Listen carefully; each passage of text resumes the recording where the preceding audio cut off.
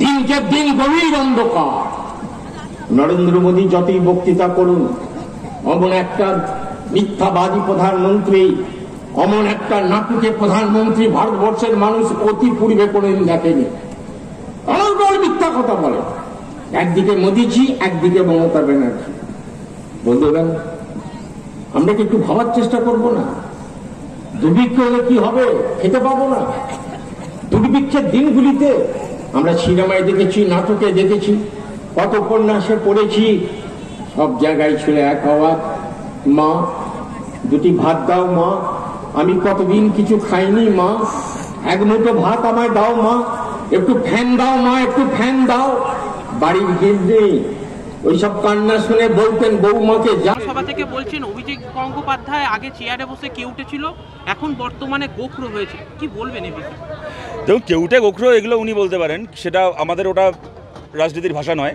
কিন্তু এইটুকু বলতে পারি, আজকে অভিজিৎ গঙ্গোপাধ্যায় তৃণমূলের বিরুদ্ধে যে লড়াইটা উনি করছিলেন, সেটা তৃণমূলের বিরুদ্ধে লড়াই বলে না, দুর্নীতির বিরুদ্ধে সত্যি সত্যি কতগুলো কার্যকরী সিদ্ধান্ত, কার্যকরী পদক্ষেপ উনি নিচ্ছিলেন। কিন্তু উনি তারপরে এমন একটা সিদ্ধান্ত নিলেন, যার ফলে ওনার অনেক ন্যায্য রায়, অনেক ন্যায্য বক্তব্য আজকে একটা প্রশ্নের সামনে পড়ে গেল। এবং একদল চোর এখন এই কথা বলার সুযোগ পাচ্ছে যে আমরা ধোয়া তুলসী পাতা, আমরা কোনো দোষ করিনি, কোনো অপরাধ করিনি, আমাদের বিরুদ্ধে একদিন রাজনৈতিক কারণে রায় দেওয়া হচ্ছিল। এই চোরগুলোকে এই সুযোগটা না দিলেও চলতো। এটা উনি আমাদের এইটুকুই বলার। আজকে দেখা গেল জনসভাতে একেবারে র্যাম্প তৈরি করে সেখানে 42 জন প্রার্থী নিয়ে হাঁটলো, কি বলবেন এটা? না, উনি খুব বুদ্ধিমান, অভিষেক বন্দ্যোপাধ্যায় খুব বুদ্ধিমান, মমতা বন্দ্যোপাধ্যায় খুব বুদ্ধিমান। ওনারাও জানেন কীরকমভাবে ব্রিগেড মাঠের জায়গা কমিয়ে দিয়ে আধভর্তি মাঠকে গোটা ভর্তি দেখাতে হয়। সুতরাং 42 জন প্রার্থী হেঁটেছে, ঠিক আছে। তবে আমার মনে হয় যে ওই ব্রিগেডের র্যাম্পে না হাঁটিয়ে উনি কয়েকজন এমন প্রার্থী করেছেন যাদেরকে যদি তাদের কেন্দ্রে ছেড়ে আসা যায়, তারা রাস্তা চিনে বাড়ি ফিরতে পারবে না। যেমন ধরুন ইউসুফ পাঠান, আজকে সকাল অবধি এই পৃথিবীতে বহরমপুর বলে যে একটা জায়গা আছে, তা ইউসুফ পাঠান জানতেন বলে মনে হয় না। সুতরাং তিনি আজকে প্রার্থী। র্যাম্পে হাঁটছেন, ঠিক আছে, যদি বহরমপুরের রাস্তায় ছেড়ে আসা হয়, হেঁটে হেঁটে বাড়ি ফিরতে পারবেন কিনা আমাদের সন্দেহ আছে। ইয়া কীর্তি আজাদকে নিয়ে এসে দুর্গাপুরে প্রার্থী করেছেন, উনি ব্রিগেডের র্যাম্পে হাঁটার জন্য, ঠিক আছে, দুর্গাপুরের রাস্তায় ছেড়ে দিলে উনি হেঁটে তৃণমূলের পার্টি অফিস পর্যন্ত চিনে যেতে পারবেন না। সুতরাং আমার মনে হয় যে র্যাম্পে না হাঁটিয়ে আপনার প্রার্থীগুলোকে একটুখানি এলাকার হাটে বাজারে একটু হাঁটানোর প্র্যাকটিস করুন, যাতে অন্তত এলাকাটাকে চিনতে পারে।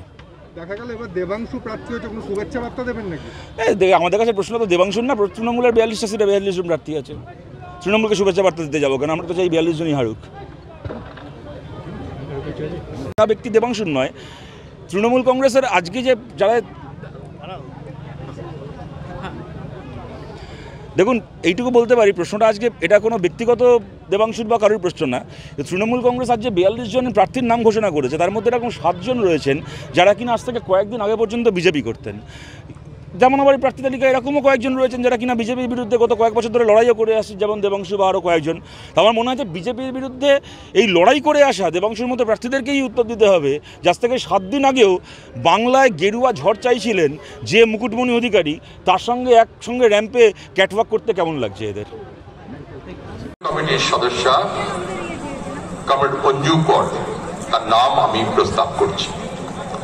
কমরেড সুকান্ত দা, কমরেড সুকান্ত কুমার, আপনি মঞ্চে আসবেন।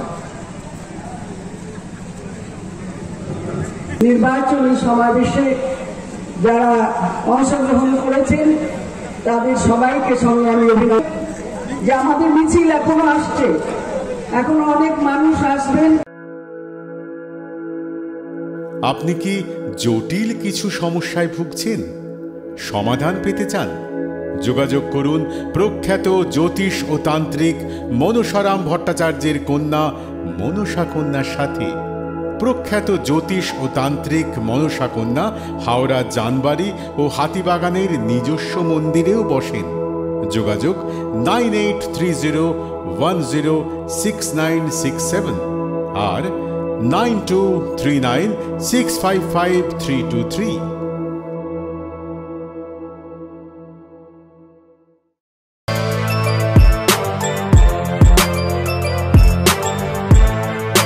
এখন অনেক বড় শ্রী লেদার্স হাওড়া ময়দান।